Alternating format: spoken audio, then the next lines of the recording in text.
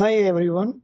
If you are stuck in 3D view in AutoCAD and you cannot get back to 2D, or while opening AutoCAD showing isometric or 3D model and your 2D tools are disappeared from your AutoCAD screen, how to bring back all these 2D tools and go back to AutoCAD 2D?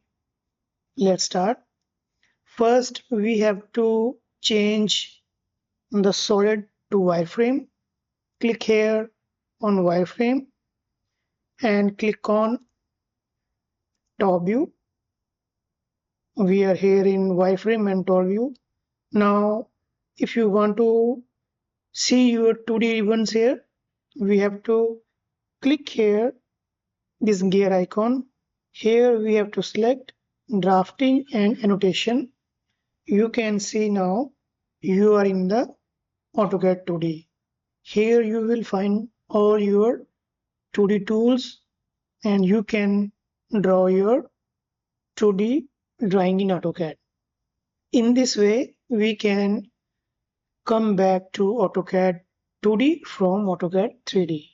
And if you want to go back, click here and click on 3D modeling.